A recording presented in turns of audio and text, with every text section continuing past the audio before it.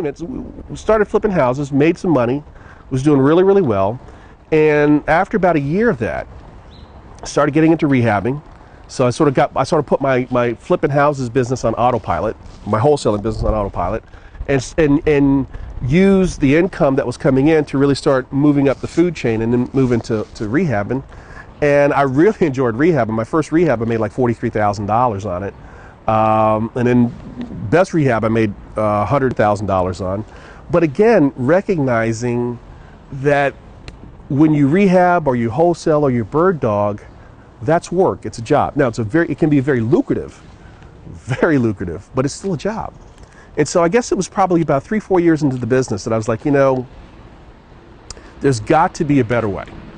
Nothing wrong with those quick hits of cash, nothing wrong with getting those slugs of cash. And I think it was my second year in the business. I was at an event up in Connecticut. Robin Thompson had a rehabbers boot camp. Back then you had to hop on a plane or hop on a train or leave the DC area to learn the real estate business. Since then we've of course opened up the Real Investors Academy, and there's lots of fine real estate clubs around. So real estate investors in the DC area don't have to leave, but back then you had to go out of town to learn how to do the business, or at least get the knowledge. You always apply it back home, but we had to go to town to get the knowledge. And I remember we were there, and Robin said, if you guys are willing to stick around for an extra day. Now understand, this 3-day event's now a 4-day event. So she said, but if you're willing to stick around, I got something really special for you. And we're like, yeah. She's like, I got something really special for you. A friend of mine who lives up in Boston, just outside of Boston, has been doing some rehabbing, but he's using the rehabbing profits as down payment to do commercial real estate deals. And in the past couple of years, this guy has done over, at that point in time, I think over 50 units, maybe 100 units. And he's going to come in and talk a little bit about commercial real estate. So I remember calling my wife up and saying, honey, I know I've been up here in Connecticut for 3 days. Can I hang out for a fourth? And she said, why? I said, well, Robin's got this guy coming in to talk about commercial real estate apartments. And I sort of have an interest in that. And would it be okay? She said, sure. So I hung out for an extra day, and this guy came in, and he was amazing. He wasn't the world's greatest speaker, I had to tell you the truth. In fact, he stumbled a lot, but his knowledge was deep. This guy knew what he was talking about. And he started talking about how he started in his own backyard doing these small-scale commercial real estate deals. And he would rehab a house, use the profits to pay bills, and then he'd rehab another house and use the profits for down payment for his commercial property investing. And he had now gotten to the point where the cash flow from this portfolio of small apartment buildings was far exceeding the profits he was making from rehabbing. And if he wanted to, he could have retired, but he sort of discovered the secret and he was sharing it. But more importantly, he wanted to go on and start doing bigger buildings, because he had read this story about this guy in New York named Harry Helmsley. And one day he wanted to be like Harry Helmsley, doing these really big projects. And I was sort of impressed by that. But what really impressed me was the strategies he used to put together those small deals. And his first couple of deals were like, duplexes, fourplexes, triplexes. really, 3-unit buildings. And there was something in what he said that just really got my attention. He talked about one larger deal he had put together where he was making $10,000 a month, and he didn't have to get out of bed for that check to show up. Now, $10,000 a month doesn't sound like a lot of money, but it caught my attention. And there was something really cool he also said. He said, what the coolest part of this is, Sherman? Because there was only five of us, maybe six of us in the room who volunteered to stick around for this bonus day, because Robin sort of sprung it on us last minute. So it was only a handful of us. And he could tell he got my attention. He said, what's really cool about this, Sherman? I said, what's that? He said, I don't know any of these people who live in my building. This building just outside Boston, Massachusetts, in the town that he lived in called Brockton. He said, I don't know any of the people who live in my building. So in a sense, what I've been able to do is get a bunch of strangers to agree to live together for the sole purpose of writing me a check every month. and the check's $10,000. And that caught my attention. Because to be able to get a chunk of money coming in every month, first of the month, that you don't have to get out of bed to go get, that's a very powerful concept. So I said, if I could ever figure out a way to do what he did, and he gave me a lot of tips, he gave me some, and sort of walked me through. But I said, the big problem that I'm having is I don't necessarily want to get out there, rehab a bunch of houses to be able to do that. He says, well, you don't have to. He says, because I don't really do that too much anymore myself. I said, well, what are you doing? He said, well, right now I'm looking at this concept called syndication. I said, well, I know a little bit about syndication. He says, you do? I said, yeah, in fact, I know this guy named Gene Trowbridge.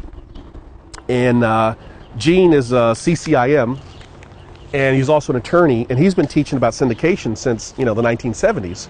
And in fact, a good friend of mine, Byron Smith, who teaches the intro CCIM class, told me about Gene. And so we sort of exchanged some information, and, stupid me, I told Dave about it, and, Dave picked up the phone, called Gene, hired Gene, and had Gene put some syndications, and I'm sort of watching Dave take my idea and implement it, and I'm going, well, gee, Sherman, Dave can implement it, why can't you? And so I probably took a lot longer than I should have. I guess if I had gotten past licking my wounds from the collapse of my government contracts business faster, I could have focused on building my new business quicker, and I probably could have been here quicker. But the bottom line is, within the past several months, I finally got to the point that I had dreamed about, based on the conversation I'd had with Dave going back to, I guess it was about 2004, 2005, somewhere in that time frame. I can't remember. But I want to share something with you. And I'm going to show this to you, but you got to promise me to sort of keep this confidential. But I want to show this to you, so come on in a little bit. This is an envelope that I got in the mail, and I was in Chicago last week for almost over a week. Came back home, threw some new underwear in a suitcase, flew back to Chicago. And while I was gone, this envelope came. In fact, you can see it right here. It says April 29, 2011. Now, I get an envelope like this now pretty much every month. I don't know what's in this one, but I'm gonna go ahead and open it up, and I'm gonna share it with you. And all I ask is that you think about it when I show this to you, okay? So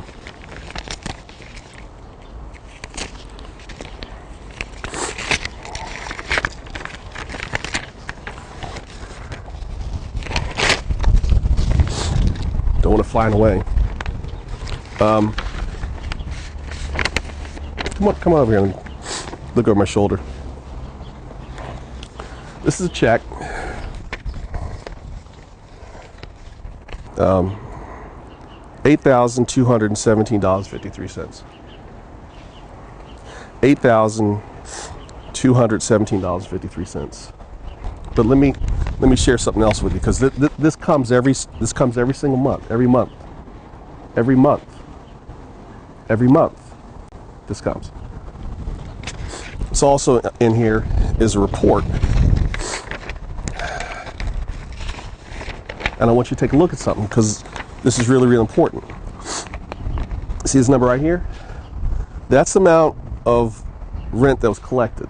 Now, we just started leasing this building up in September, okay? We just started leasing this building up in September. So the first check didn't come till October. It took us about 3 months to lease the whole building up.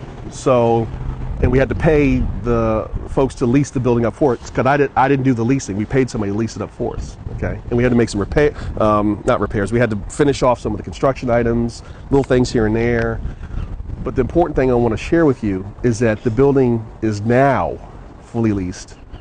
And so this is maybe the first or second check we've gotten where it's fully leased, okay? $10,000. But look here. And this is something that's really, this is the most important thing I want to show you here. You see that there? Right there. Right there. $1,091.38. That's the management fee. So each and every month, the folks who manage this property for us get their fee. You're sitting there going, sure, who cares? I care. My partners care, because by having professional property management on the job, and we're paying them 10%, okay, so they're paying top dollar, but by having professional property management on the job, we don't have to do anything. Now stop and think about what I just said for a second, okay? I want to make sure I want to make sure you're really getting this, okay? I really want to make sure that you're getting this. Every month, a check for $8,200, right? Every month, a check for $8,200. What did I say? $8,217.53. $8,217.53. You know what that means? That's $98,610 every year. $98,610 every year, and I don't have to do anything. Did I have to do something to put this deal together? Yeah. I had to find the deal. I had to find the investors. I had to hire the contractor. Halfway through, I had to fire the contractor. I had to put all the pieces together by hiring the right talent. And of course, I had to find the property manager who leased the property up, got paid a really nice commission, and every month gets paid a property management fee. But when it's all said and done, when it's all over, there's a check every month for $8,000 and every year for $98,610. So I'm going to ask you a very personal question. What could you do with a check that shows up in the mail every month for $8,000, and you don't have to do anything for that check to arrive?